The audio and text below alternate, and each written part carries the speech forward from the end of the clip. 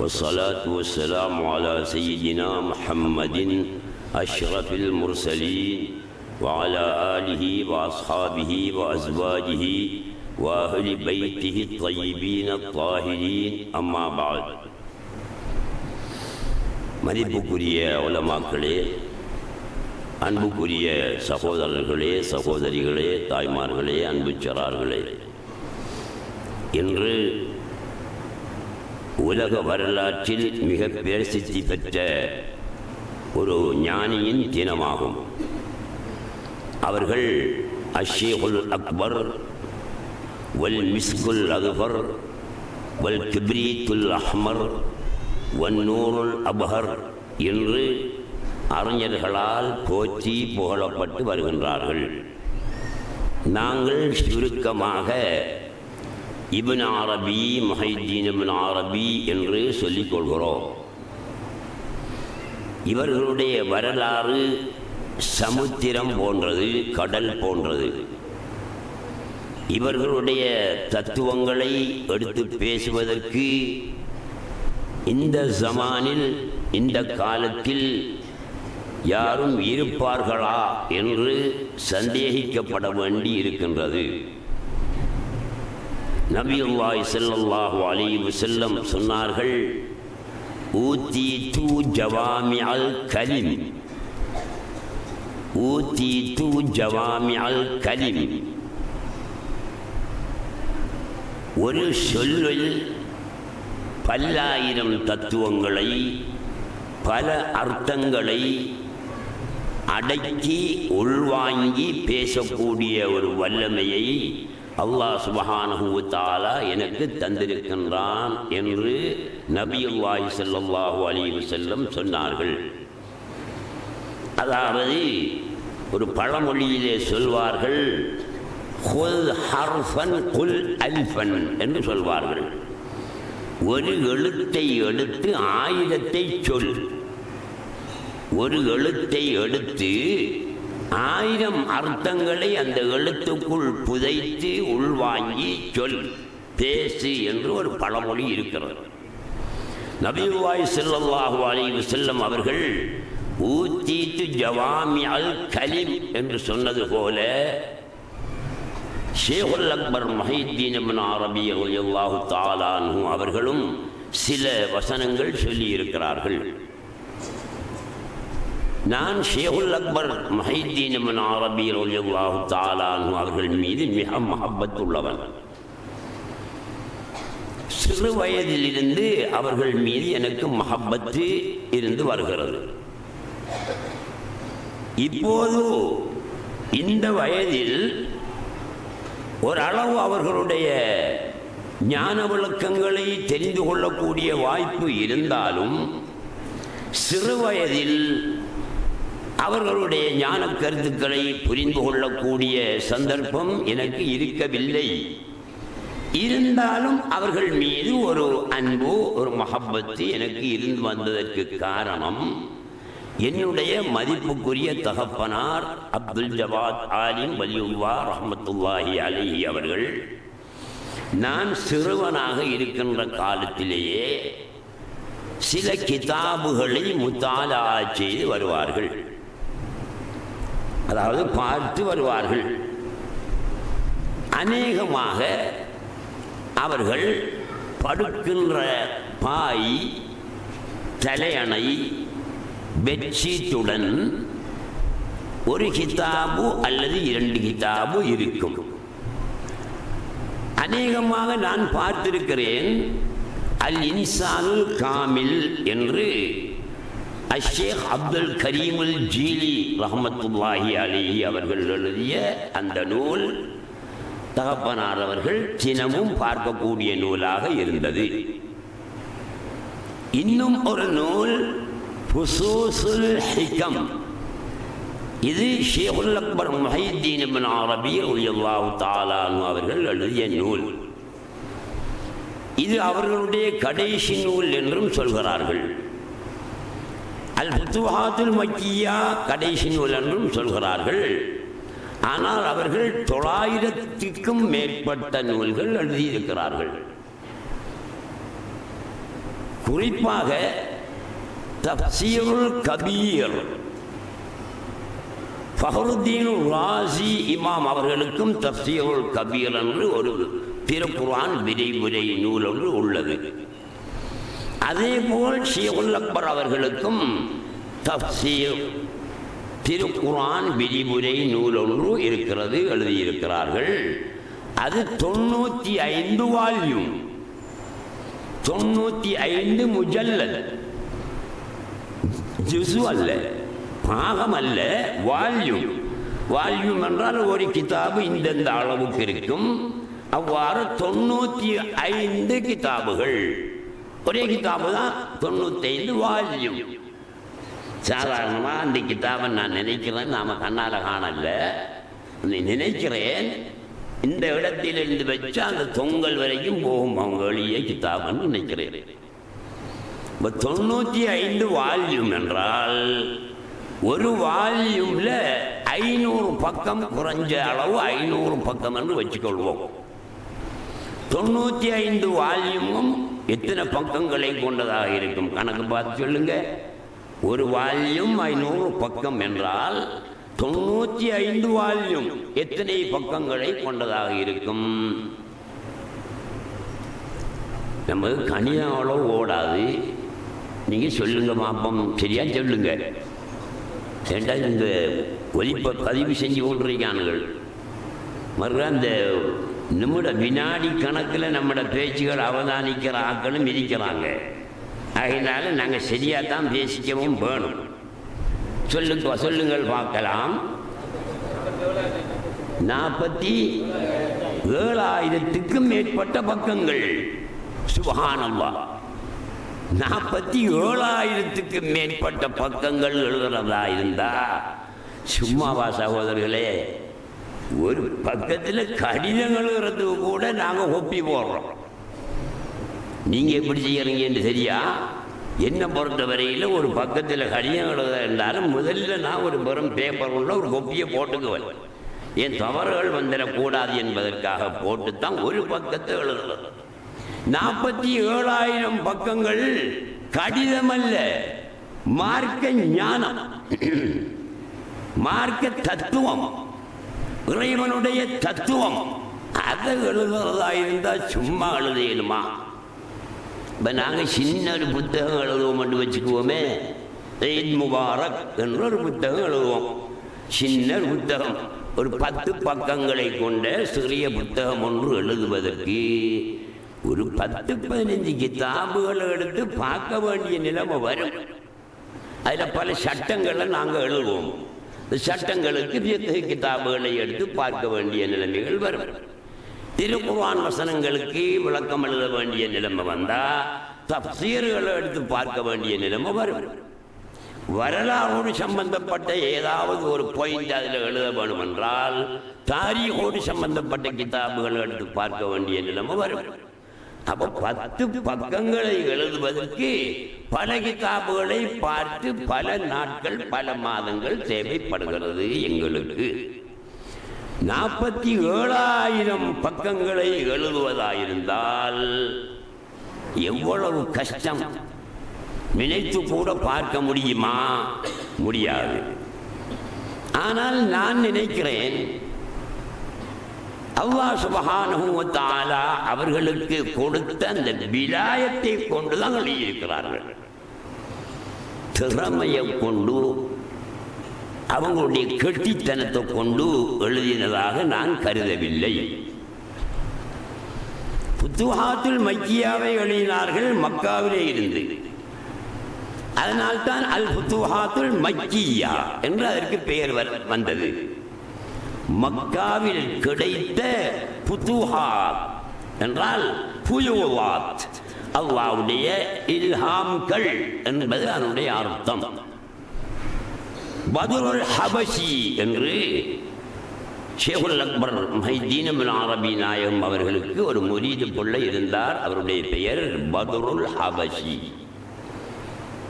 இவர் மக்காவிலே வைத்து ஷேகுல் அக்பர் அவர்களிடத்திலே ஒரு கேள்வி கேட்டார். அவர் கேட்ட கேள்வி என்ன என்று கிதாபிலே எழுதப்படவில்லை.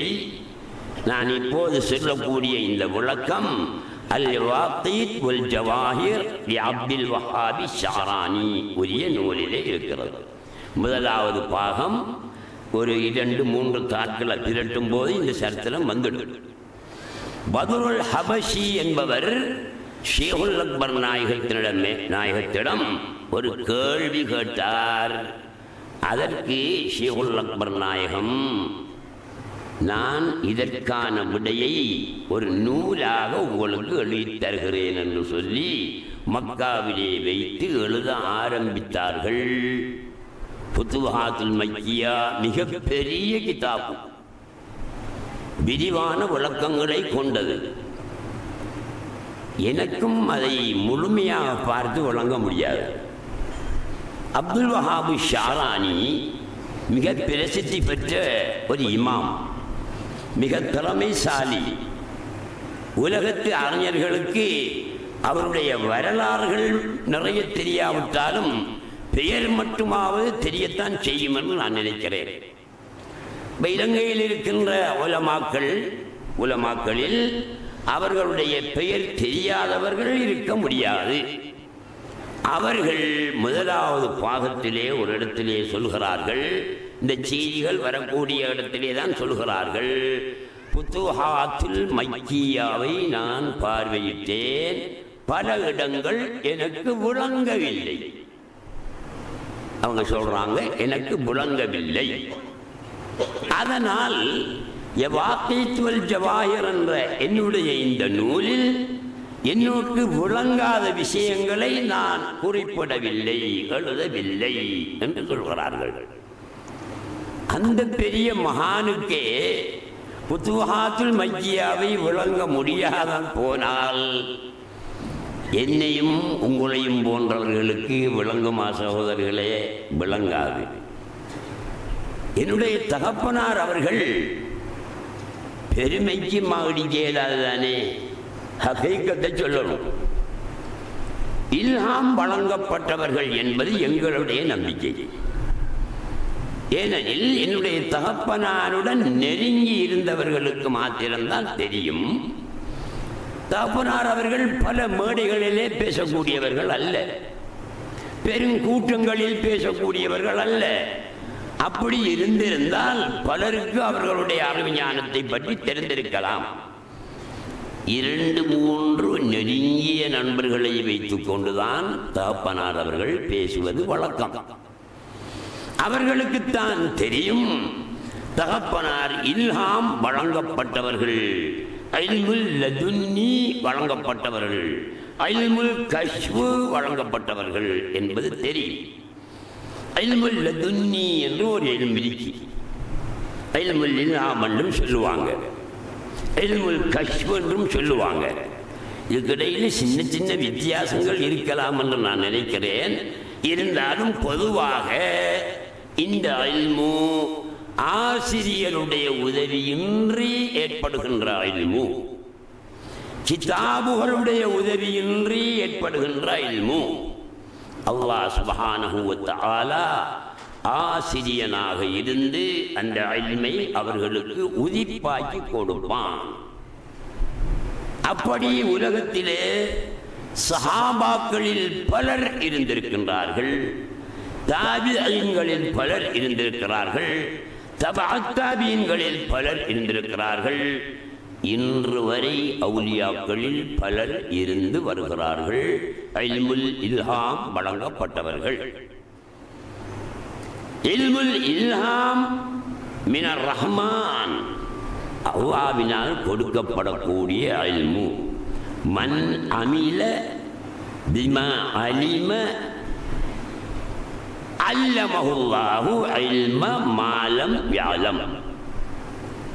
தம்பி, விளையாடி நீ என்ன விளையாடுறான்னு எந்த கவனம் அங்காம் போகுது. பின்ன விளையாட்டு நான் நீ தெரிஞ்சுக்குவோமான்னு நீங்கள் விளையாடாத, சும்மா கேட்டுக்கிட்டு விளங்கினாலும் விளங்காவிட்டாலும் கேட்டுக்கொண்டு. எங்களோட வாப்பாவுடைய காலத்தில் 3 பேர் வாப்பாவோட நெருங்கி இருந்தாக்கள். நீங்கள் தெரிஞ்சுக்கணும், ஒரு பெரிய ஆளோட நெருங்கி இருக்கணும். அவங்களால ஷரியத்துடைய இல்மும் வரும், தரீக்கத்துடைய இல்மும் கிடைக்கும், ஹகீகத்துடைய இல்மும் கிடைக்கும், மாஜிபாவுடைய இல்மும் கிடைக்கும். அது அவரவரை பொறுத்த விஷயம்.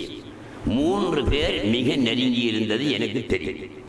ஒன்று எங்களுடைய காலம் சென்ற ஆதல்லப்ப ஆசிரியர் அவர்கள், 2வது மீரான் சாஹிபு மாஸ்டர், நம்மட மர்சூக் மாஸ்டருடைய தகப்பனார் அவர்கள். 2 பேரும் பார்த்தா போயிட்டாங்க. 3வது அவரும் மீரா சாஹிபு மாஸ்டர், இப்போதும் ஹயாத்தோடு இருக்கிறார் நினைக்கிறேன். 1ஆங்குறிச்சி 2ஆங்குறிச்சியிலே வாழ்ந்து கொண்டிருக்கின்ற ஒரு மனிதன். இவர்கள் 3 பேரும் தான் படிச்சாக்கள்.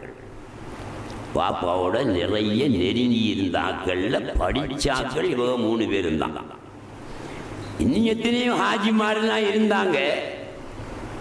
சமக்ஷரி மாமுடைய ஆடு தலையாட்டுறது போல தலையாட்டிட்டு இருந்தாக்கள் தான். சமக்ஷரி மாமுக்கு ஒரு ஆடு இருந்துச்சான், தாடியும் வச்சிருந்துச்சான் அந்த ஆடு. சமக்ஷரிமான் சொல்லணுமே, இல்மை சொல்லணுமே, பகிரங்கமாக சொன்னா விஷயம் தெரியாத மத்தியில் சொன்னா பிரச்சனை வரும். என்ன செய்யலாம் என்று ஆட்டை கூப்பிடுவாங்க. ஆடிஞ்ச வாண்டி இந்த மேலேயே குலைய காட்டி கூப்பிடுவாங்க. முன்னுக்கு நிற்கும் அந்த ஆடு தங்களுக்கு தெரிந்த தத்துவங்களை ஞானங்களை சொல்லுவாங்களாம். சொல்ல சொல்ல அந்த ஆடும் தலையை ஆட்டிக்கொண்டே நிற்குமாம். அதற்காக சமக்ஷரிமாவுடைய ஆடு தலையாட்டுவது போல ஆட்டாதே, ஆட்டுக்கு விளங்குமா தத்துவம்? விளங்காது. இருந்தாலும் எஜமான் ஏதோ சொல்றார் என்று ஆட்டின கதை. அதுபோல என்னுடைய தகப்பனாரை சூழ்ந்திருந்தார்களே, இவர்கள் ஒரு 10-15 பேர் ஆட்கள் இருந்தாங்க அந்த காலத்தில். எல்லாரும் ஹாஜிமார் தான், எல்லாரும் காசிக்காராக்களும் தான். ஆனால் மேலோடு வேலை செய்யாத ஆட்கள், பெரிய படிப்பறிவில்லாத ஆட்கள், வியாபாரிகள். இந்த 3 பேரும் தான் படித்தவர்கள். இவர்களுக்கு விஷயம் விளங்கும், ஓரளவு விளங்கும், மற்றவர்களுக்கு விளங்காது. இருந்தாலும் ஆலிம் அவர்கள் ஏதோ ஒரு தத்துவம் பேசுகிறார்கள் என்று அதை கேட்டுக்கொண்டு தலையாட்டிக் கொண்டு இருப்பார்கள். அவர்களில் ஒரு ஆள் தான் காலமாகிவிட்டார். மெயின் ரோட்டில் இருந்தார், உஸ்மான் லப்பே என்று. மெத்தப்பள்ளி வாசல்ல கொஞ்ச காலம் முஅத்தினாக கடமை செய்தார் உஸ்மான் லப்பே. அவருடைய மகளை முடிச்சிருக்கிறவர் தான் அப்துல் ரஹ்மான் பிசி போலீஸ். அந்த உஸ்மான் லப்பே நல்ல மனுஷன். நல்ல மனுஷன்டா பூமிக்கு நோகாத அவர் நடக்கிறது, அப்படி நடப்பார். இந்த ஹாஜியார பொலாக்களுக்கு எல்லாம் தெரிஞ்சிருக்கும். பாப்பாவிட்ட அடிக்கடி வருவார். கோழி அறுத்து உரிச்சு தூக்கிட்டே வந்து பாப்பாவை கொடுப்பார். அவருடைய வீட்டில் பலாமரம் நின்றது, பலாப்பழம் ஆய்ந்து அதையும் கொண்டு வந்து பாப்பாவை கொடுப்பாரு. நெருங்கின ஒரு மனுஷன். ஆனால் மூளை வேலை செய்யாது, இல்மங்கிறது அவருக்கு ஏறாது. அவரும் உட்கார்ந்திருப்பார். இந்த 3 ஆசிரியர்களுடன் அவரும் உட்கார்ந்திருப்பார். அப்போ வாப்பா அப்படி தத்துவங்கள் அப்படியே பேசிக்கிட்டே இருப்பாங்களாம். பேசிட்டு இருக்கும்போது இந்த 3 ஆசிரியர்களும் ஓரளவு விளங்கும் அல்லவா, படித்தவர்கள் அல்லவா, கொஞ்சம் கேட்டுக்கிட்டு இருப்பாங்க. இவரும் ஆசிரியர்களை போல ஜமங் சரிமாவுடைய ஆட்டை போல தலையாட்டி கொண்டு இது மாலப்பையும் மிதிப்பாராம். வாப்பா சொல்லுவாங்களாம், இடையிடையே சொல்லுவாங்களாம், இது மாலப்பே உங்களுக்கு ஒன்றுமே விளங்கல்லேங்கிறது எனக்கு தெரியும். நீங்க தலையாட்டிட்டீங்க, அதில் பிரச்சனை ஒன்றும் இல்லை. உங்களுக்கு கல்வில இந்த இல்ம அறியணும் என்கிற ஆசை இருக்கின்ற காரணத்தினால அல்லாஹ் சுப்ஹானஹு வ தஆலா அந்த ஆசையை சக்ராத் காலத்திலாவது நிறைவேற்றி வைப்பான். ஆகையினால் நீங்கள் இந்த சபைக்கு வந்து விளங்காது போனாலும் நீங்கள் தலையை அசைத்து கொண்டாவது இருங்கள்.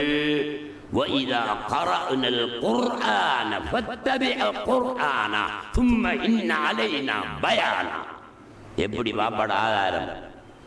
அதுக்கு தான் நான் சொல்றேன், அந்த இல்ஹாமங்கிறது இதெல்லாம் கிதாபுகளில் இருந்து எடுக்கிற சாமான் இல்லை, கிதாபுகளில் இருக்காது.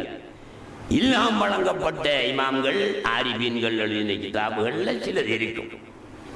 சாதாரணமாக என்னையும் உங்களையும் போல ஆக்கள் எழுதுற கிதாபுகள்ல இல்ஹாமுடைய அறிவு வராது. என்ன ஆயத்து? பைதா கரஅனல் குர்ஆன, நாங்கள் குர்ஆனை ஓதினால் ஃபத்தபிஅ குர்ஆன, எங்களுடைய அந்த ஓதலை பின்பற்றி கொண்டு கேட்டுக்கொண்டு இருங்கள். விளங்கல்லையா? கேட்டுட்டீங்க. சும்ம இன்ன அலைனா பயானா, பிறகு நாங்கள் அதற்கான விளக்கத்தை தருவோம். பைஸ்பு நடக்குது பள்ளிவாசல்களில், ஆலிம்களும் இருந்து ஓதுறாங்க, ஆலிம் அல்லாதவர்களும் இருந்து கேட்டுக்கிட்டு இருக்காங்க. ஆலிம்களுக்கு ஒரு அளவு விஷயங்கள் விளங்கும், குர்ஆன் அரபியில் இருக்கிறதுனால அது விஷயம் விளங்கும். மற்றவர்களுக்கு என்ன ஓதுறார்கள், அதனுடைய விளக்கம் என்ன, கருத்து என்னங்கிறது புரியுமா? புரியாது.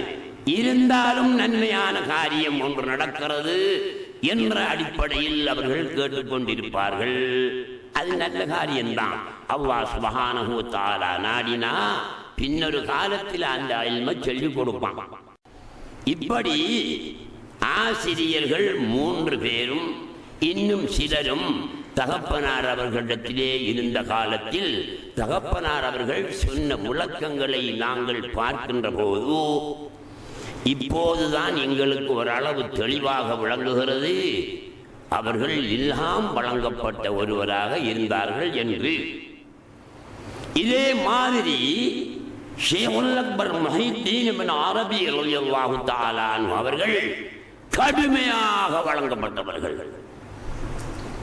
خصصت بعلم لم يخص بمثله سواي. خصصت بعلم لم يخص به سواي.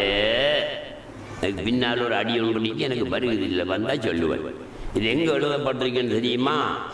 சிரியாவில் டமஸ்கஸில் அவர்கள் அடங்கப்பட்டிருக்கின்ற அந்த ஜியாரத்தின் உள்ளே நுழையும் போது வாசலிலே எழுதப்பட்டிருக்கிறது,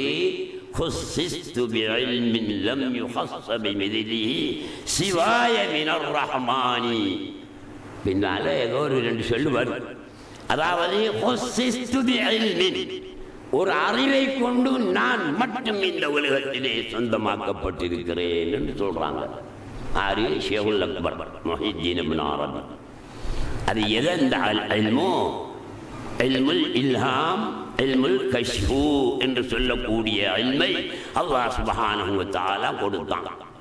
நான் இதை எதுக்காக எடுத்தேன் என்றால், ஃபுத்துஹாத்துல் மக்கியா என்ற நூலை மக்காவில் வைத்து அவர்கள் எழுதினார்களே, பத்ருல் ஹபஷி என்பவருடைய கேள்விக்கு விடையாகத்தான் அந்த நூலை அவர்கள் எழுதினார்கள். அந்த நூல் மிக பாரதூரமான மிக பெரிய ஆழமான தத்துவங்களை உள்ளடக்கிய நூல். அந்த நூலை எழுதுவதற்கு உஷா துணை நூலாக எந்த ஒரு நூலையும் அவர்கள் எடுக்கவில்லையாம். இதுதான் அங்க விஷயம். நாம கவனத்தில் கொள்ள வேண்டிய விஷயம், ஒரு ஆள் ஒரு நூலை எழுதுறதா இருந்தால் அதற்கு ஆதார நூல்கள் பலதை எடுப்பார். எழுத்தாளர்கள் அவ்வாறு தான் எழுதுவது. ஆனால் ஃபுத்துஹாத்துல் மக்கியா என்ற நூலை ஷேகுல் அக்பர் அவர்கள் எழுதிய போது ஒரு நூலை கூட உஷா துணை நூலாக அவர்கள் எடுக்கவில்லையாம். அப்ப என்னத்தை பார்த்து எழுதின? ஆதார நூல்களாக எதையுமே எடுக்காது போனால் எதை பார்த்து அவர்கள் எழுதியிருந்தார்கள்? அவங்க சொல்றாங்க, சொன்னா அவங்களை நம்புறவன் தான் நம்புவாங்க, நம்பாதவன் அந்த போய் சொல்றாருன்னு சொல்லுவான். அவங்களை நம்பினவன் நம்புவான். என்ன சொல்றாங்க தெரியுமா? அல்லாஹ் சுப்ஹானஹு வ தஆலா வசனம் சொல்லி தந்தான், நான் எழுதினேன் என்று சொல்றாங்க. இத யவாக்கியத்தில அப்துல் வஹாப் ஷாரானி அவர்கள் எழுதி காட்டுகிறார்கள். முதலாவது ஜுஸுவில் எழுதி காட்டுகிறார்கள். சொல்வதெழுதல் இப்ப இருக்கின்ற தெரியல. ஸ்கூல்ல நாம படிக்கிற காலத்தில் சொல்வதெழுதல், ஆசிரியர் சொல்ல சொல்ல நாங்கள் எழுதுறது. படிக்கிற மாஸ்டர் என்ன செய்வாரு? கையில புத்தகம் ஒன்றை எடுத்துக்கிட்டு நடந்து நடந்து சொல்லுவாரு. இந்த புத்தகத்தில் இருக்கிற அந்த சொல்லுகளை வசனங்களை சொல்லுவாரு. நாங்க அதை பார்க்கல தானே, அவருடைய கையில மட்டும்தான் புத்தகம் இருக்கும். அவர் சொல்ல சொல்ல நாங்கள் எழுதி கொண்டிருப்போம். இது சொல்வதெழுதல் என்று சொல்லப்படும்.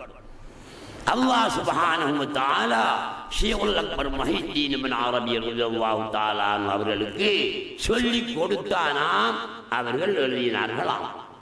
அப்ப என்னத்துக்கு உஷாத்துண நூலும் கிஷாத்துண நூலும் ஒன்றும் தேவை. அல்லாஹ் சுப்ஹானஹு வ தஆலா வாசகங்கள் சொன்னான், வசனங்களை சொன்னான், இபாரத்துகளை சொன்னான்.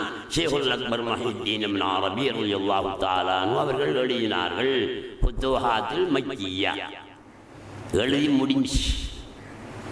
இத எந்த நூலையும் ஆதாரமாக கொண்டு எழுதவில்லையே, அல்லாஹ் சொல்லித்தானே எழுதினோம்.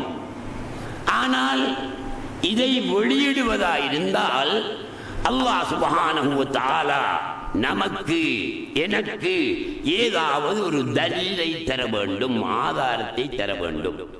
தந்தால் மாத்திரமே இந்த நூலை நான் வெளியிடுவேன் என்று நினைத்து நியத்து வைத்து ஃபுத்துஹாத்துல் மக்கியாவை கோர்ட்டு கட்டல. A4 size white paper, A4 சைஸ்ல ஒயிட் பேப்பர், அந்த மாதிரி பேப்பர்ல எழுதி எழுதி எழுதித்தான் எழுதினாங்க. தனித்தனி பேப்பராக எழுதினாங்க. எல்லாத்தையும் ஒன்று சேர்த்தாங்க. கோத்துக்கு கட்டல ஒன்று சேர்த்து காபாவில் ஏறினாங்க. இப்போது இருக்கிற காபா தான் அப்போது இருந்த காபா. அதில் ஏறினாங்க. ஏறலாமா? இப்போ ஏற இயலாது. அந்த காலத்தில் ஏறலாம். ஏறி இருக்கிறார்கள் பெரியார்கள். ஏறி சத்துல் காபா, காபாவுடைய மேல மொட்டை மாடி இருக்குதானே, காபாவுக்கு மேல மொட்டை மாடி இருக்குதானே, அந்த மொட்டை மாடியில கொண்டு போய் அப்படியே வைத்தார்கள். வைக்கும்போது நீயத்து வைச்சாங்களாம், காற்றடித்து ஒரு தாளாவது இதிலிருந்து பறந்தால் அல்லது மழை காரணமாக ஒரு பேப்பராவது நனைந்தால் இதை நான் வெளியிட மாட்டேன், எரித்து விடுவேன். ஒரு தாளும் பறக்கவில்லை, ஒரு தாளும் மழையினால் நனையவில்லை என்றால் இதை நான் வெளியிடுவேன் என்று ஒரு சூளுரை எடுத்துக்கொண்டு, ஒரு நேர்ச்சை போல் எடுத்துக்கொண்டு அந்த கிதாபை அப்படியே வரும் வரும் தனித்தனி தாளாக மேலே வைத்தார்கள். சலாதத்து அஷ்ஹுர் என்றும் ஒரு ரிவாயத்து, சனா என்றும் ஒரு ரிவாயத்து. ஏறத்தாழ ஒரு வருட காலம் அங்க இருந்துச்சு அந்த கிதாப். அல்லாஹ் சுப்ஹானஹு வ தஆலாவுடைய சோதனை, அவங்க கிதாபை வச்ச நாள்ல இருந்து சரியாக ஒரு வருஷம் மக்காவிலே ஷித்தத்துர் ரியாஹ், கடும் புயல் வீசியது. அவருடைய சோதனை காட்ட போறான். அவன் அல்லவா வசனம் சொல்லி கொடுத்தான். அவன் வசனத்தில் புலை இருக்குமா? இருக்காதே. ஆகையினால இது சரியானதுதான் என்பதை நிரூபித்து காட்டுவதற்காக அல்லாஹ் சுப்ஹானஹு வ தஆலா அந்த நூல் வைக்கப்பட்ட காலம் முதல் சரியாக ஒரு வருஷம் வரை ஷித்தத்துல் ரியாஹ், ஷித்தத்துல் மதர், கடும் மழையும் கடும் காற்றும் வீசியது. ஷேகுல் அக்பர் அவர்கள் ஒன்றுமே செய்யவில்லை. சரியாக நேர்ச்சை செய்தது போல் ஒரு வருஷம் முடிய போய் பார்த்தார்கள். சுப்ஹானல்லாஹ், ஒரு தாள் கூட நனையவில்லை, ஒரு தாள் கூட காற்றிலே பறக்கவில்லை. உடனே அதை எடுத்து வந்து பத்ருல் ஹபஷி என்பவரிடத்திலே கொடுத்து, இதை நீர் வாசிப்பதற்கும் மற்றவர்களுக்கு இதை கற்றுக் கொடுப்பதற்கும் நான் இஜாசா தருகிறேன் என்று சொல்லி கொடுத்தார்கள். எப்படியான கிதாபு! இப்படியான ஒரு மகானை தான் யார் ஒருவர் ஷைத்தான் கபீர், பெரிய ஷைத்தான், உலகத்தில் தோன்றிய பெரிய ஷைத்தான் என்று சொல்லி இருக்கிறார். அவருடைய பேர் எனக்கு தெரியும், இருந்தாலும் லம் உரித் அன் உனஜ்ஜிஸ லிசானி பிதிக்ரி இஸ்மில் ஹபீஸில் கபீஹி. பேரை சொல்ல நான் விரும்பல. ஆனால் இவர்கள் மிக ஜாக்கிரதையாக இருக்க வேண்டும். ஈயாக்கும் வல் இன்கார அலல் அவுலியா, அவுலியாக்களை மறுப்பதும் விஷயத்திலே மிகவும் ஜாக்கிரதையாக எச்சரிக்கையாக இருந்து கொள்ள வேண்டும் என்று அவுலியாக்களில் ஆயிரம் ஆயிரம் அவுலியாக்கள் எச்சரித்திருக்கின்றார்கள். அவுலியாக்கள் விஷயத்தில் வாயை மூடிக்கொள்ளணும். விஷயம் தெரியுமா சொல்லணும், விஷயம் தெரியாதா மூடிக்கொள்ள வேணும். அப்படிப்பட்ட ஒரு மகான் ஷேகுல் அக்பர் முஹைத்தீன் இப்னு அரபி நாயகம் ரலியல்லாஹு தஆலா அன்ஹு அவர்கள் சொல்லி உள்ள தத்துவங்களை பார்க்கும்போது சகோதரர்களே, அவர்களை கடுமையாக நேசிக்க வேண்டிய ஒரு நிலைமை ஏற்படும் பார்ப்பவர்களுக்கு. அப்படியான ஒரு நிலைமை தான் நமக்கு இப்போது ஏற்பட்டிருக்கிறது. அவர்களுடைய ஆழமான தத்துவங்களை பார்த்தால் சுப்ஹானல்லாஹ் என்று அதிசயப்படக்கூடியதாக இருக்கிறது. வலில்லாஹில் மஷ்ரிக் வல் மக்ரிப் ஃபைனமா துவல்லு ஃபதம்ம வஜ்ஹுல்லாஹ் என்ற திருவசனத்துக்கு அவர்கள் எழுதியுள்ள விளக்கம் நான் அறியல்ல. சுமார் ஒரு 5-10 வருஷங்களுக்குள்ளாகத்தான் அந்த விளக்கத்தை நான் அறிந்தேன். அதற்கு முதல் நான் அறியல்ல. யாரும் அதே விளக்கத்தை சொன்னதாகவோ நூல்களில் எழுதினதாகவோ நாம் பார்க்கவும் இல்லை. அப்படியான ஒரு விளக்கத்தை அதற்கு எழுதியிருந்தார்கள். வலில்லாஹில் மஷ்ரிக் வல் மக்ரிப். அதிகமான ஆக்கள் சொல்ற விளக்கம் அப்படித்தான். கிழக்கும் மேற்கும் அல்லாஹ்வுக்கு சொந்தம். பாயினமா துவல்லு ஃபதம்ம வஜ்ஹுல்லாஹ், அது பின்னால் உள்ள வசனம்.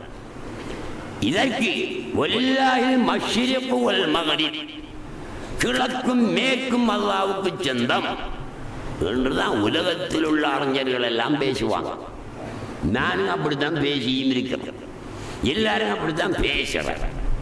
அப்படி பேசும்போது ஒரு கேள்வி உங்களுக்கு வரும், கிழக்கும் மேற்கும் அல்லாஹ்வுக்கு சொந்தம்டா வடக்கும் தெற்கும் யாருக்கு சொந்தம்?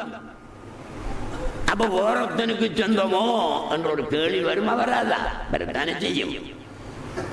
அப்ப அப்படி பொருள் சொல்லக்கூடதான் அந்த கேள்வி வரும். கிழக்கும் மேற்கும் அல்லாஹ்வுக்கு சொந்தம் என்று சொல்லும் போதுதான் வடக்கும் தெற்கும் யாருக்கு சொந்தம் என்ற கேள்வி வரும். அவங்க அந்த கேள்விக்கு இடமில்லாம ஒரு விளக்கத்தை சொல்லி இருக்கிறார்கள். வலில்லாஹில் மஷ்ரிக்கு வல் மக்ரிப், ஒளிர்ந்த பிரதேசங்களும் இருண்ட பிரதேசங்களும் எல்லாம் அடங்கும். கிழக்கும் அடங்கும், வடக்கும் மேற்கும் அடங்கும், வடக்கும் அடங்கும், தெற்கும் அடங்கும். ஒளிர்ந்த பிரதேசங்களும் இருண்ட பிரதேசங்களும். இந்த உலகத்துல இந்த பூமியில சில பிரதேசங்கள் இருக்கின்றன ஒளிர்ந்த பிரதேசங்கள், இன்னும் சில பிரதேசங்கள் இருக்கின்றன இருண்ட பிரதேசங்கள். அவ்வாறு அதற்கு பொருள் கொள்ளும் போது இந்த சிக்கல் வராமல் பொருளை விளக்கி வைத்திருக்கிறார்கள் ஷேகுல் அக்பர் முஹித்தீன் இப்னு அரபி ரலியல்லாஹு தஆலா அவர்கள். அவங்களோட கராமத்தில் ஒன்று என்ன என்றா, அவங்க தப்சீருல் கபீர் எழுதினாங்க 95 வால்யூம். இன்னொரு தப்சீர் எழுதியிருக்கிறாங்க, தப்சீர் இப்னு அரபி என்று இன்னொரு தப்சீர் எழுதியிருக்கிறாங்க. அது எந்த அலிஃப் லாம் மீம் என்ற முதலாவது ஜுஸ்விரிக்கே சூரத்துல் பக்ரா, அந்த அலிஃப் லாம் மீம் என்கிறதிலிருந்து எழுதிட்டே வந்தாங்க. 15வது ஜுஸு என்ன ஜுஸு? அது மௌலியமான் சொல்லுவானா, நீங்க யாருன்னு சொல்லுங்களேன். 15வது ஜுஸு குர்ஆன்ல என்ன ஜுஸு? அது என்ன ஜுஸுன்னு சொல்றேன். சுப்ஹானல்லாஹ், நல்லா தான் சொன்னீங்க. சுப்ஹானல்லதி அஸ்ரா பிஅப்திஹி லைலன் என்கிற ஜுஸ் 15வது ஜுஸ். அதுல அது என்ன ஜுஸ்ன்னு சொன்னீங்க? சுப்ஹானல்லதி என்ற ஜுஸ். அது என்ன சூரத்து வருது? அதுல சூரத்துல் கஹ்ஃப் வரும். சூரத்துல் கஹ்ஃப் குகைவாசிகளுடைய வரலாறு உள்ள சூரத்து வரும். அதுல ஒரு இடத்து வரும், வஅல்லம்னாஹு மின் லதுன்னா இல்மா என்ற ஒரு இடத்து வரும். வஅல்லம்னாஹு மின் லதுன்னா இல்மா, எங்களிடமிருந்து அந்த ஹதீர் அலைஹிஸ்ஸலாம் அவர்களுக்கு நாங்கள் அறிவை கற்றுக் கொடுத்தோம் என்று அல்லாஹ் சொல்றான். மூசா நபிக்கும் ஹதீர் அலைஹிஸ்ஸலாம் அவர்களுக்கும் ஹிதர் நபி என்று சொல்றீங்கள, அந்த ஹதீர் அலைஹிஸ்ஸலாம் அவர்களுக்கும் மூசா நபிக்கும் இடையில ஒரு வரலாறு இருக்கு. அது நீண்ட வரலாறு, நான் சொல்லல. அதுல அல்லாஹ் சொல்றான், வஅல்லம்னாஹு, அந்த ஹதீர் அலைஹிஸ்ஸலாம் அவர்களுக்கு நாங்கள் கற்றுக் கொடுத்தோம். மின் லதுன்னா, மின் லதுன்னா, அது சேர்த்து வாசிச்சா மின் லதுன்னா, எங்களிடமிருந்து இல்மன் அறிவை கற்றுக் கொடுத்தோம். மில்லதுன்னா என்ற சொல்லை மையமாக கொண்டு இல்முல் லதுன்னி என்று சூஃபிகள் பெயர் வைத்திருக்கிறார்கள். அது வரைக்கும் அவங்க தஃசீர் விளக்கம் எழுதியிருக்கிறாங்க. வஅல்லம்னாஹு மின் லதுன்னா இல்மா எழுதி முடிய ரூஹு போச்சு, அவங்க வஃபாத்தா போயிட்டாங்க. அதுக்கு பின்னால் உள்ள 15 ஜுஸ் வருமே, அந்த 15 ஜுசுக்களுக்கும் அவர்களால் விளக்கம் எழுத முடியாமல் போய்விட்டது. இவர்கள் ஒரு விஷயத்தை சொல்கிறார்கள், இஃஷாஉ சிர்ரி ருபூபிய்யதி குஃப்ருன். இஃஷாஉ சிர்ரி ருபூபிய்யதி குஃப்ருன். இது ஷேகுல் அக்பர் மாத்திரம் சொல்லல, சூஃபிகள் ஆரிஃபீன்கள் நிறைய சொல்றார்கள். நான் ஆரம்ப காலத்தில் 1979ஆம் ஆண்டு என்ன ஒருவர் சந்தித்தார். அவர் உங்களை தெரியுமா இருக்கலாம், வயது வந்தவர்களுக்கு தெரியுமா நினைக்கிறேன். அவர் ஒல்லிக்குளத்தில் இருந்தார். அவரை உமர் ஆலிம் என்று சொல்வார்கள். இந்தியா வாசி, இந்தியா வம்சாவளி, அவர் இந்தியாவை சேர்ந்தவர். அவருடைய மகன் ஒரு ஆள் பாசி ஆலிம் என்று இப்போதும் இருக்கிறார் என்று நினைக்கிறேன். சம்மாந்துறையில் மூத்த போயிட்டார். அவர் மூத்த போயிட்டாராம். அவருடைய மகன்தான் பாசி ஆலிம். இந்த தாலீமுல் குர்ஆன் மௌலிது கிதாபுகள் எல்லாம் அச்சு போடுற ஆள். அவர் சம்மாந்துறையில் இருந்தவர் மூத்த போயிட்டார். உமர் ஆலிமுட மகன். ஒரு நாள் இந்த இதோ இருக்கின்ற நாகையடி அவுலியா கபரடி பாதையில் நான் வந்து கொண்டிருக்கிறேன். சைக்கிளில் மிதிவண்டியில் வந்து கொண்டிருக்கிறேன். உமர் ஆலிமும் வந்து தம்பி ஆலிமும் கூப்பிட்டார். இறங்கி என்ன ஆலிம் என்று கேட்டேன். அவர் இந்த இது கிதாபுகள் கட்டுற ஆள், இந்த ஜில்ட்டு கட்டுறேன்னு சொல்லுவாங்களே, அப்படி கிதாபு கட்டுற ஆளும் தான். அவர் கூப்பிட்டு சொன்னாரு, தம்பி இவ்ஷாவு சிறிய ருபூபியத்தி குஃப்ருண்டா தெரியுமாடா உனக்கு? அப்ப எனக்கு கொஞ்சம் தெரியும், பெருசா தெரியா, கொஞ்சம் தெரியும், அது அர்த்தம் தெரியும், விளக்கம் பெருசா தெரியா. நீங்க சொல்லுங்களா ஆலிமோன்னு சொன்னேன். ரப்புடைய ரகசியத்தை பகிரங்கப்படுத்துவது குஃப்ரு என்று சொன்னார். சரி என்று கேட்டுக்கிட்டு அவருக்கு அந்த நேரம் எனக்கு தெரிஞ்ச விளக்கத்தை கொடுக்கவும் எனக்கு முடியும். இருந்தாலும் வயதில் மூத்த மனுஷன், நல்ல வயசான மனுஷன், அவரோட இந்த விளக்கத்தை சொல்லிட்டு சண்டை பிடிக்கிறத விட அவர் சொல்றத கேட்டுட்டு போறது நல்ல மண்டு நான் நினைச்சுக்கிட்டேன். அல்ஹம்துலில்லாஹ் என்று சொல்லி போட்டு திருப்பி அவர் சொல்றாரு, ஏ மௌலவி இங்க வா, இந்த காலம் பொல்லாத காலண்டா, என்னத்தை சொன்னாலும் என்ன செய்யும். இது எப்போது நடக்குது? 80, 81, 82 ஆண்டளவில் நடக்குது இந்த சம்பவம். எதை சொன்னாலும் அது இங்கார் பண்றவன் வரத்தாண்டா செய்வான். நீ ஏண்டா இந்த பேச்சையெல்லாம் பேசின, உனக்கு தெரியுமாடா ஒரு சரித்திரம் என்று கேட்டாரு. என்ன ஆலிமோன்னு கேட்ட. அவரை மௌலவின்னு சொன்னா கோபம் வரும். ஆலிமன்னு சொல்றோம். என்ன ஆலிமோ சொல்லுங்கன்னு சொன்னேன். அவர் சொன்னாரு, இஸ்ஸுத்தீன் இப்னு அப்துல் ஸலாம் ரஹ்மத்துல்லாஹி அலைஹி பெரிய ஞானி. ஞானி மட்டுமல்ல, ஷரியத்து புலி ஆள். இஸ்ஸுத்தீன் இப்னு அப்துல் ஸலாம் அவங்களோட பேரு. அவங்க பாடம் நடத்தி கொண்டு இருந்தாங்களாம் மாணவர்களுக்கு. அப்போ மாணவர்களில் 10-20 பேர் வகுப்பில் இருந்தாங்க. மாணவர்களுக்கு அவங்க பாடம் நடத்தி கொண்டிருக்கும் போது ஜிந்தீக் என்ற சொல்லு அந்த கிதாபில் ஒரு இடத்த வந்துச்சான். ஜிந்தீக் என்ற சொல் பாரசீக சொல், அரபு சொல் அல்ல. லஃபத்துன் பாரசீயத்துன் முஅர்ரபத்துன், அரபியாக்கப்பட்ட பாரசீக சொல். அதாவது அரபிகளும் பாவிக்கின்ற ஒரு பாரசீக சொல். அது அரபு சொல்ல போல மறி வந்து விட்டது. அது அரபு கிதாபுகளையும் வரும் அந்த சொல். இப்ப நாங்க பார்க்கக்கூடிய கிதாபுகள் அந்த சொல் வருகிறது, ஜிந்தீக் என்ற சொல். அப்ப வந்த உடனே ஒரு மாணவன் ஆசிரியரிடத்தில் அப்துல் சலாம் இஸ்ஸுத்தீன் இப்னு அப்துல் ஸலாம் அவர்களிடத்தில் ஆசிரியரிடத்தில் கேட்டாராம், ஹஸரத் ஜிந்தீக் என்றால் என்ன அர்த்தம் அப்படி என்று கேட்டாராம். அவங்க அதற்கு விடை சொல்றதுக்கு இடையில, ஆனா உமர் ஆலிம் என்கிட்ட விளங்கப்படுத்தின தவறு. சரியான விளக்கத்தை இப்ப நான் சொல்றேன். இது இருக்கு முதலாவது சொல்ல. உமர் ஆலிம் என்கிட்ட சொன்ன அந்த மாணவன் அவங்களிடத்துல கேட்ட போது ஜிந்தீக் என்று சொன்னா என்ன அர்த்தம் என்று கேட்டதற்கு அவங்க சொன்னாங்களாம், அல்லதி யூஹிருல் ஈமான வ யூமிருல் குஃப்ர, ஈமான வெளியே காட்டிக்கொண்டு குஃப்ரை கல்பில வச்சு கொள்றவன் தான் ஜிந்தீக் என்று அவங்க சொன்னாங்களாம். அப்துல் சலாம் இப்னு இஸ்ஸுத்தீன் இப்னு அப்துல் சலாம்.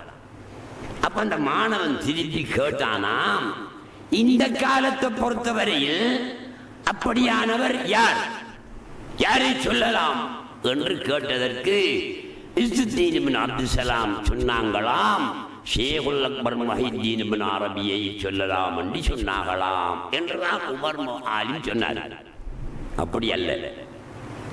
உண்மை செய்தி என்னவென்றால், இந்த மாணவன் கேட்டான், இஸ்ஸுத்தீன் இப்னு அப்துல் ஸலாம் அவங்களிடத்துல சிந்திக்கண்டா விளக்கம் சொல்லிட்டீங்க, குஃபரை உள்ளுக்கு வச்சுக்கொண்டு ஈமான வெளியே காட்டுறாள் என்று விளக்கத்தை சொல்லிட்டீங்க.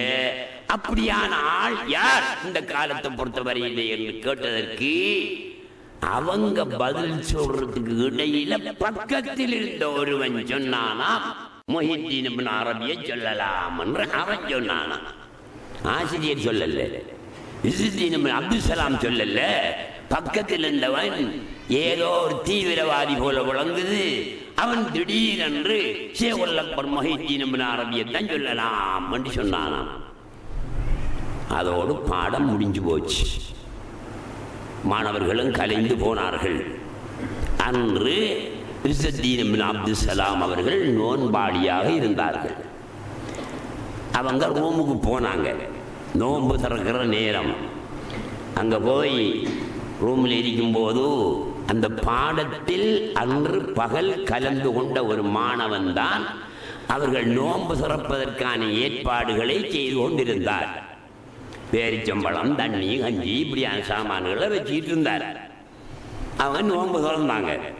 நோன்பு திறந்துகிட்டு இருக்கும் போதோ இவர் கேட்கிறார், அந்த மாணவன், நாயகமே, இமாமே, நீங்க பகல் பாடத்தில் சிந்தி கண்டா யாரென்று கேட்டதற்கு விளக்கத்தை சொன்னீங்க, யாரை குறிப்பிடலாம் என்று மாணவன் கேட்டதுக்கு ஒரு ஆள் அவடத்த முஹித்தீன் இப்னு அரபியை சொல்லலாம் என்று சொன்னாரு. நீங்க பேசாம இருந்தீங்க. இப்ப எனக்கு சொல்லுங்க, இந்த காலத்தை குத்துபு யாரு? இந்த காலத்தை பொறுத்தவரையில் குத்துபு ஜமான் ஆர் என்று சொல்லுங்க என்று அந்த மாணவன் கேட்டாரு. அப்ப அவங்க சொன்னாங்க, ஷேகுல் அக்பர் முஹித்தீன் இப்னு அரபி, இந்த காலத்து குத்துபு முஹித்தீன் இப்னு அரபி என்று சொன்னாங்க. திகச்சு போயிட்டார். கான முத்தஹய்யிரன், ஹைரானா போயிட்டார். கேட்டாரு இந்த மாணவன், காலையில் வகுப்பு நடக்கிற நேரத்தில் ஒரு ஆள் சிந்திக்கண்டா முஹித்தீன் இப்னு அரபியைத்தான் சொல்லலாம் என்று சொல்ல நீங்க பேசாதீங்க. இப்ப யாரு குத்துபண்டு கேட்டதற்கு முஹித்தீன் இப்னு அரபின்னு சொல்றீங்களே, இதற்கான விளக்கம் என்ன என்று கேட்டதற்கு மஜ்லிஸு ஷரியா, அது ஷரியத்துடைய மஜ்லிஸ். வாய் சிறந்தால் எனக்கு சிக்கல், சிக்கல் சிக்கல்னா கஷ்டம், பிரச்சனை. அதனால நான் மௌனமாக இருந்தேன். இப்போது அல்லாஹ்வை தவிர வேறு யாரும் இல்லை, நீயும் நானும் தான் இருக்கிறோம். உண்மையை சொல்கிறேன், ஷேகுல் அக்பர் தான் இந்த காலத்து குதுபு என்று இஸ்ஸுத்தீன் இப்னு அப்துல் ஸலாம் ரலியல்லாஹு தஆலா அன்ஹு அவர்கள் சொன்னார்களாம். பார்த்தீங்களா சகோதரர்களே, பெரிய குத்துபாக அவர்கள் இருந்திருக்கிறார்கள். எத்தனையோ கராமத்துக்களை காட்டியிருக்கிறாங்க. ரெண்டொரு கராமத்தை சொல்லிக்கிறேன் தம்பி, வேலை முடிஞ்சா கொஞ்சம் விரல் அசைச்சா போதும், வாயை நிறுத்திடுவேன், சரியா? ஒரு நாள் இவங்களோட சரியான கோபமா இருந்த அவுட்டன் எங்க சிரியாவில். அவங்க பிறந்தது ஸ்பெயின், அங்கே உந்துலுஸ் ஸ்பெயின்ல பிறந்து அங்கேயே கொஞ்சம் காலம் வாழ்ந்துட்டு சிரியாவுக்கு ஷாமுக்கும் வந்துட்டாங்க.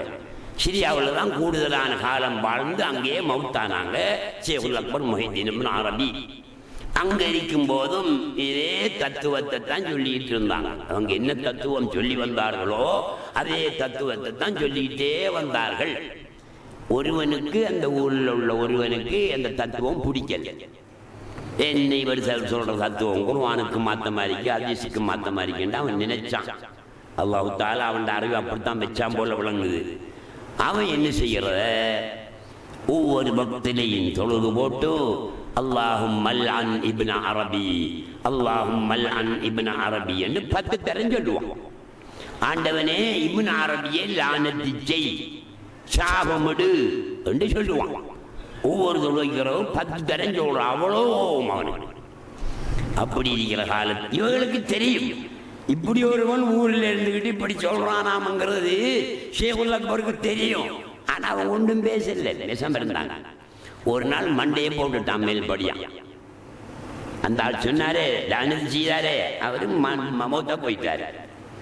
அப்போ வீட்டில் உள்ள ஆக்கள் எல்லாம் மௌத்தா போயிட்டாரு. அடக்கணுமா சிவனும் இல்லை ஏற்பாடும் செஞ்சு போட்டு பார்த்தா அல்லாஹ் காப்பாற்றணும், என்னையும் காப்பாற்றணும், உங்களையும் காப்பாற்றணும், தௌஹீதுவாதிகள் அத்தனை பேரையும் காப்பாற்றணும்.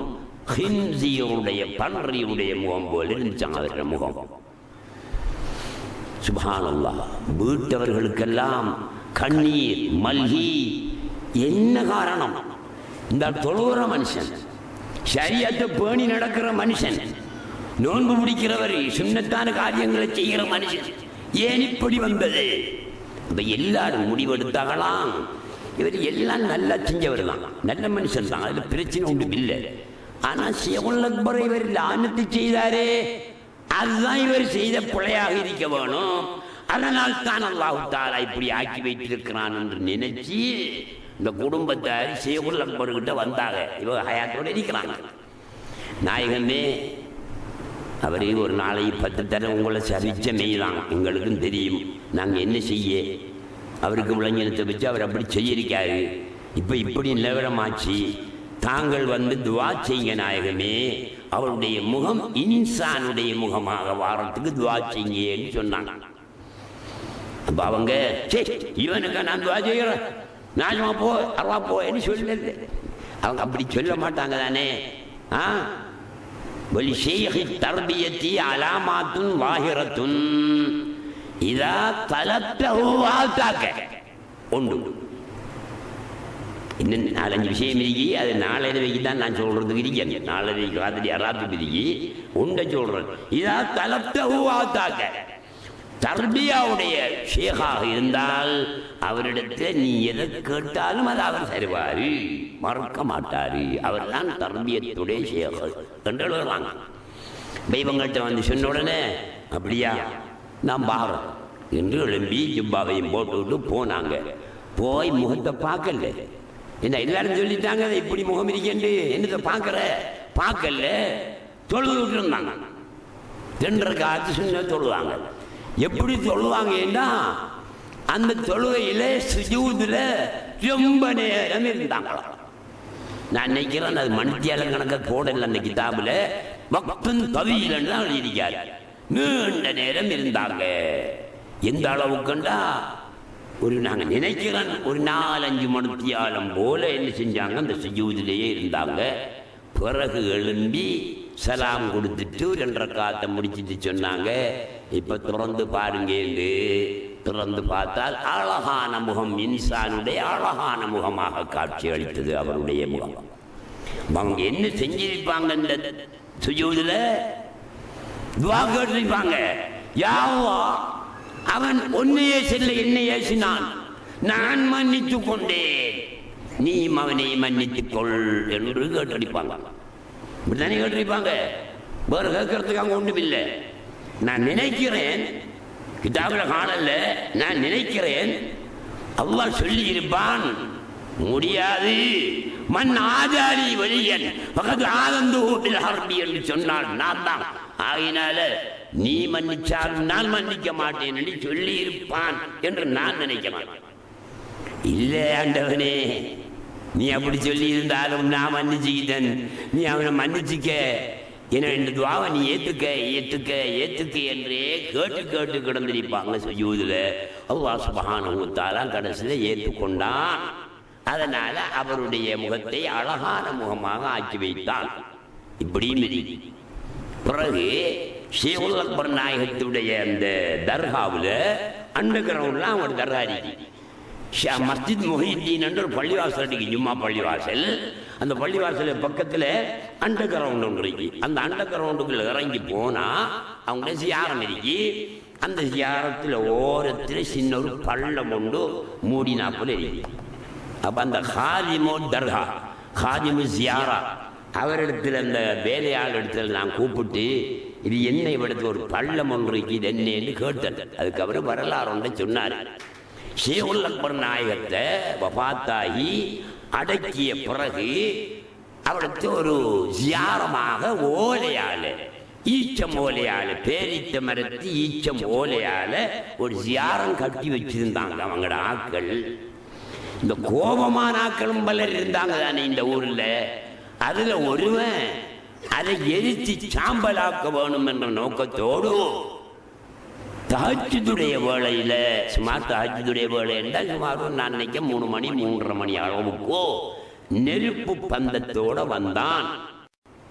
நான் என்னுடைய வீட்டில், அவர் சொல்றார் மாடியில், அவருடைய வீடு மாடி வீடு, என்னுடைய வீடு மாடி வீடு. அந்த மாடி வீட்டில் தஹஜ்ஜத் தொழுது போட்டு ஜன்னலை திறந்து நான் அதன் மூலமாக ஷேகுல் அக்பருடைய ஜியாரத்தை பார்த்து கொண்டே இருந்தேன். ஒருவன் பந்தத்தோடு, நெருப்பு பந்தத்தோடு வருகிறான். அந்த காலத்தில் கரண்ட் இருந்திருக்காது, எலக்ட்ரிக் இருந்திருக்காது. ஏதும் வெளிச்சத்துக்கு கொண்டு வாரானாக்கும் என்றுதான் நானும் நினைத்தேன். ஆனால் அவன் வெளிச்சத்துக்காக கொண்டு வரல, ஷேகுல் அக்பர் அவங்களுடைய தர்காவை எரிப்பதற்காக கொண்டு வந்தான் போல். கிட்ட வர பூமி அவனை சுரிய வாங்கிட்டு, அவனை பூமி விழுங்கி விட்டது. அதுதான் அந்த பள்ளம்.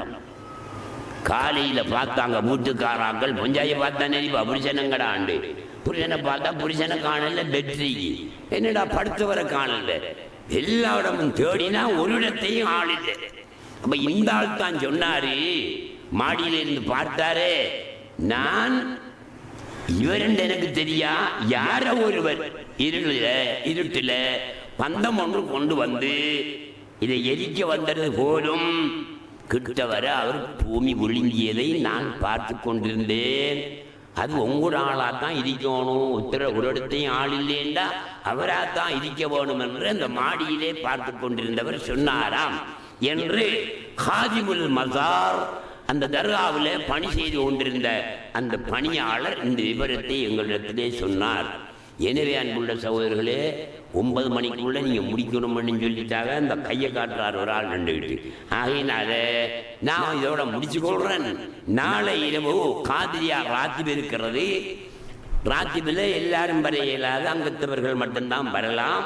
ஷேகுல் அக்பர் நாயகத்தினுடைய முழு விவரங்களையும், அவர்களுடைய வரலாறுகள், அவர்களுடைய தத்துவங்களில் சில முக்கியமான தத்துவங்களையும் இன்ஷா அல்லாஹ் நான் சொல்ல இருக்கிறேன். கடைசியாக ஒரு விஷயத்தை சொல்லி முடிச்சுக்கிறேன். என்னன்னா, நம்ம பள்ளி வாசல்ல இந்த கதிரை இல்லாமல் தான் இருந்துச்சு தொழுவுறதுக்கு.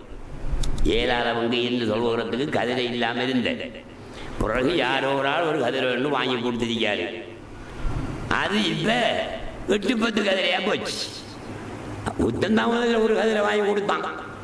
மறுபா பார்த்தா போலிக்கு சபாபு கிடைக்கும் பண்ணி இன்னத்தை இன்னொரு கதிரையை வாங்கி கொடுத்தான். இன்னத்தை இன்னொன்றை வாங்கி கொடுத்து நான் பின்னேரம் பார்த்த ஒரு 8 கதிரை 7 கதிரை அளவுக்கு அவளை தெரிஞ்சு. அது சிவம் இல்லாத ஆக்கள் என்று கொஞ்சம் பேர் வந்து அந்த கதிரையில் இருந்துட்டு தான் சொல்லுறாங்க. இவர்களுக்கு சட்டம் தெரியா. நான் சொல்ற சட்டம் தான் சட்டம், சரி. அந்த சட்டத்தை தான் நான் சொல்றேன். நான் இப்ப இந்த பேசுறது இந்த பள்ளிவாசலுக்குள்ள இருக்கிறார்கள் மட்டும் கேட்கிற கதை இல்லை. இது எல்லா நாடுகளில் உள்ள ஆக்களுக்கும் இது கேட்குது. எல்லாரும் பார்க்காங்க. தவறா சொல்லலாமா? எனக்கு தவறா சொல்லலாம், சரியாத்தான் சொல்லலாம். சுன்னத்தான தொழுகைக்கே எந்த சுண்ணத்தாண்டாலும் சரிதான். சுன்னத்தான தொழுகையை இருந்துகிட்டு நீங்க சொல்லலாம். நின்று தொலை உங்களுக்கு சக்தி இருந்தாலும் கூட இருந்து கொண்டோ அமர்ந்து கொண்டோ தொழுவதற்கு ஷரியத்தில் இடம் இருக்கிறது. அதை விடுவோம். பரவான தொழுகை, பரவான தொழுகையில் எத்தனை பரவு, தொழுகையில் எத்தனை பரவு இருக்கு. ஸ்கூலில் படித்து கொடுக்குற புத்தகங்கள்லையும் இருக்கலோ, இஸ்லாம் பாட புத்தகத்தில் தொழுகையில் எத்தனை பரவு சொல்லுங்கள். அது எனக்கு மறந்து வைச்சே. 19 அப்படித்தான் நானும் பாடமாக்கிறீங்க. 19 பரவுகள் தொழுகையில் சரிதான். அதுல ஒரு பரவு அல் கியாமுல் காதிரின் பங்கி போடணும். சரியா? கையில இருந்து தொழுகிறார்களுக்கு தான் சொல்றேன். கலாச்சாரமாக்கிட்டீங்க நீங்க. இப்ப கதிரை இருந்து சொல்லுவோம். தலை வலியா கதைதான் வேணும், அவருக்கு இடுப்பு வலியா கதைதான் வேணும், பகத்துக்கு சுழ் சுழன்னு குத்துதா கதிரையெல்லாம் கதைதான் வேணும். எல்லாத்துக்கும் கதிரை வேணும். சந்தைக்கு போறாரு, கறி வாங்கிட்டு வராரு, அங்க போறாரு, ஆஸ்பத்திரிக்கு போறாரு, மட்டக்களவு போறாரு, கொள்முதல் போறாரு, கொள்முதல் பண்றாரு, எல்லா வேலையும் செய்யறாரு, ஜிம்மாவும் செய்து புள்ளையும் பெறாரு. கதிரை வேணும் அவருக்கு தொழுவுறது. அப்ப இதெல்லாம் செய்யறியே, தொழுகையில் மட்டும் நடக்காது உனக்கு. எங்க இஸ்லாத்தை பிடிச்சா அல் கியாமுல் காதிரின், சக்தி உள்ளவன் நின்று தான் தொழ வேணும். சரி, அப்ப சக்தி நின்று பருவான தொழுகையை பற்றி தான் இப்ப நான் பேசணும். நல்லா விளங்கிக்கொள்ளும். பருவான தொழுகை முஹரு, அஸ்ர், மக்ரிப், இஷா, சுபஹ். இந்த பருவான தொழுகையே நிலை பருவு நிக்கணும், நின்று தொழணும். அது காதிர், சக்தி உள்ளவன் நிக்கலாம். அல் மரீத், ஆஜிஸ், இயலாதவன் என்ன செய்யற? நிக்க இயலாதவன் என்ன செய்யணும்? அவன் இருக்கத்தான் போகணும். அதை நான் குறையா சொல்லல. நிக்க இயலாதவன் திக்குகள் ஒரு சட்டம் ஒன்று இருக்கி, திக்கு கிதாப் எடுத்து பார்த்தீங்கன்னா விளங்கும், சட்டைக்கு நூல்களை பார்த்தா விளங்கும். இப்போ எனக்கு நின்று தொழுகிறது கொஞ்சம் கஷ்டமாக இருக்கலவா, நான் நினைச்சா சாபாக்களை அப்படி செஞ்சிருக்காங்க. அதிசயில் வருது, கம்ப அசாவை ஊன்றி கொண்டு தொழுதிருக்கிறார்கள். நிக்க இயலாத காரணத்தினால தங்களுடைய அசாவை இப்படி பூமியில குத்தி ஊன்றி கொண்டு சஹாபாக்கள் சொல்வதற்கு ஹதீஸ்ரி, சரியான ஹதீஸ்ரி. சரி, அப்படியும் இல்லை. சுவர் ஒன்று இருக்கு. இந்த சுவரில் அவர் நிற்கிற நேரத்துக்கு கொஞ்சம் சாஞ்சிக்கலாம். நிற்கிறது கொஞ்சம் கஷ்டமான மனுஷன் தானே, அதுக்கு அவனை கொஞ்சம் சாஞ்சிட்டு நிற்கணும். அதான் தேவை. அதுக்கும் வசதி இல்லையா? தம்பிங்க வா, நான் தொழ போறேன். இப்ப வருவான தொழுக 4 இடத்தை நிற்பேன். 4 காலுக்கு 4 தடவை நிற்கணுமே. 4 தடவை நிற்பேன். நீ கொஞ்சம் என்னை பிடிச்சிக்கா, நிற்கிற நேரத்தில் என்னை கொஞ்சம் பிடிச்சிக்கா. ஒரு 10 ரூபா காசுதா உனக்கு 2 பொடி என்னை கூப்பிட்டுச்சேன், நான் வந்து கொஞ்சம் பிடிச்சிக்குவாங்க. அதை செய்யணும். அது மேலாதா? இனி கதிரையில் இருந்தாலும் சரிதான், கீழே இருந்தாலும் சரிதான், எமத்தையில் இருந்தாலும் சரிதான், இருந்து ஒழுங்க. இப்ப நான் கேட்கிறேன், ஏண்டா மார்க்கெட்டுக்கு போய் கறிமொழி வாங்குறீங்க, கொழும்புக்கு போறீங்க, கொள்முதல் பண்றீங்க, பிறகு அக்கரபத்துக்கு கல்முனைக்கு போய் அந்த வித்து சாமான்கள் காசை வாங்குறீங்களா? என்னது கலெக்ஷன் பண்றீங்க. கல்யாணம் முடிஞ்சு புள்ள ஊட்டி எழும்புறீங்க. சரி, கொள்முதல் போய் கொள்முதல் பண்ணுறது ஒரு ஏசியில் போய் ட்ரெயினில் போய் செய்யலாம், அங்கே போய் இதை போய் கலெக்ஷன் பண்ணலாம். கல்யாணம் அடிச்சு புள்ள போடுற சும்மா வேலையா தம்பி? அப்ப இதெல்லாம் செய்யறோம் உங்களுக்கு. ஏன் நின்று தொலையலாம்? கலாச்சாரமா போச்சு. அவர் நின்று இருந்து தொழுகிறாரு ஹாஜியாரு. அப்ப நானும் ஒரு ஹாஜியாரு தானே, நானும் இருந்து தொழணும். அவர் இருந்து தொழுகிறாரு, அப்ப நானும் இருந்து தொழணும். புதிய சட்டம் அப்படி இல்லை. இன்னும் சிலரை பார்த்தேன் இந்த பள்ளிக்குள்ள, சுபஹானல்லாஹ், எங்கடா இந்த சட்டம் வந்துச்சு? இந்த கிதாபில் இருக்கீங்களா? ஒரு கிதாபிலையும் நான் காணல. அப்படி என்ன இவங்க கிதாபில் எழுதணும்? அப்படி இவங்களுக்கு 2 சட்டங்களை போட்டு எழுதணும். என்ன செய்கிறாரு? சம்மானம் கோடி போட்டு இருந்துக்கிறாரு, சப்பனம் போட்டு இருக்காரு. இருந்துக்கிட்டு தக்பீர் கட்டிக்கிட்டால் அங்கே போகிறார். போய் போட்டு ருக்கு செய்யணும் அல்லவா? ருக்கு செய்யறதுக்கு குனிகிறார் இல்லை, 2 கையையும் இப்படியுங்க முன்னும் வாயில வைக்காரு, மர எடுக்காரு. மர சுஜூது செய்யணுமே, அதுக்கு கொஞ்சம் தள்ளி 2 கையையும் வைக்காரு. அவ்வளவுதான். அவர் குனிகிற இதுக்கு நல்லா குனிஞ்சிக்கிட்டு எல்லா வேலையும் செய்யலாம். தண்ணி அள்ளுறான், தண்ணி வாங்கி தூக்கிட்டு போறான், பள்ளியில வேலை செய்யலாம். நான் பார்க்கிறேன் கண்ணால. இவருக்கு தொழுகையில மட்டும் கதிர. இது கலாச்சாரமா போயிட்டு. ஆகையினால சகோதரர்களே, நீங்க புரிஞ்சுக்குங்க, பரவான தொழுகையில நின்றுதான் தொழ வேணும் சக்தி உள்ளவனுக்கு. சக்தி இல்லையா? இருந்து தொழுங்க, கதிரையில் எறிங்க அல்ல கீழறிங்க, அதெல்லாம் பிரச்சனை இல்லை. உண்மையிலேயே உங்களுக்கு நிற்க முடியாம இருக்கும். அல்லாஹ்வுக்கு தெரியும். பிறகு நிற்க ஏழுமா ஏழாதாங்கிறது அல்லாஹ்வுக்கு தெரியும். நிற்க முடிஞ்ச ஒருவர் அந்த ஹாஜியார் இருக்காரு, இந்த ஹாஜியார் இருக்காரு, நாம ஒரு ஹாஜியார் தானே, ஏன் இருக்கலான்னு போட்டு இருந்தீங்க, முகம் குப்பற விடுவீங்க கியாம நாளையில. ஆகையினால இந்த கலாச்சாரம் பள்ளி வாசல்கள்ல, நம்ம பள்ளியில பரவாயில்ல 6 தான் கிடக்கு. கொழும்புல வாக்குறும் சகோதரர்களே, விளையாட்டு கதிர விளையாட்டுக்களை சுபஹானல்லாஹ் 40-50 கதிர தனித்தனியாக கண்டு இடம் ஒதுக்கியிருக்காங்க. சம்மாங்குடி பள்ளியை பாருங்க, அதுக்கண்டு கதிரைக்கண்டு இடங்கள் ஒதுக்கியிருக்காங்க. இந்த வட்டக்காக பள்ளியை பாருங்க, நாங்க போற பள்ளி பார்க்கிறோம், நேரில் பார்த்தான் சொல்றோம், அதுக்கண்டு ஒதுக்கியிருக்கிறாங்க. எங்க பார்த்தாலும் ஒவ்வொருத்தனும் குரங்க உந்தரமாயி கதிரையில குந்திட்டு தான் இருக்காங்க. இது என்ன தொழுக? இப்படி இல்லை, நின்று தொழுங்கள், முடியலையா உட்காருங்க. அதுக்குள்ள புக்கஹாக்கள் சட்டம் ஒன்று எழுதியிருக்காங்க. எப்படி தெரியுமா? இப்ப நான் தொலை வந்தா தக்பீர் கட்டிட்டு அது அங்கே ஓதணும். சின்ன ஒரு மயக்கம் போல எனக்கு வருது. வந்த உழுவந்தானே உழுந்துருவேன், அதுக்காக நான் உட்காருறேன். ஆகும் ஆகாதா? ஆகும். ஏன் மயக்கம் மட்டும் வருது? அதுக்காக உட்காருறேன். பரவாயில்ல சொல்லுங்க, உட்காருன்னு பாக்கி அல்ஹம்துலில்லாஹ் ரப்பில் ஆலமீன் பாக்கிய ஓதிச்சிக்குள்ள மயக்கம் இல்லை போகுது என்றா இதுதான் சாட்டண்டு தொடர்ந்து பாக்கி தொழுகை இயலாது. உடல்களும் போடும். மயக்கம் இல்லை, மயக்கத்துக்கு தானே நீ இருந்த, மயக்கம் போனமர்களும் போடும். இவர் இதுதான் சாட்டண்டு சலாம் கொடுக்கிற வரைக்கும் கதிரையெல்லாம் இருக்கிற. ஆகினால நான் சொல்றேன், நீங்க நல்லா வழங்கி கொள்ளணும். தவறாக பேசினதாக நீங்க புரிஞ்சு கொள்ளக்கூடாது. பரவான தொழுகையில் நின்று தொழுவது பருவு கடமை. ஆஜிஸ் முடியாதவன், நோயாளி கதிரையிலோ பூமியிலோ பாயிலோ திரையிலோ அமர்ந்து உட்கார்ந்து கொள்ளலாம். உண்மையான நோயாளியாக இருக்க வேண்டும். அல்லாஹ்வுக்கு தெரியும் உங்களுடைய அஸ்ரார்கள் என கூறி விடைபெறுகிறேன். அஸ்ஸலாமு அலைக்கும் வரஹ்மத்துல்லாஹி வபரகாத்துஹு.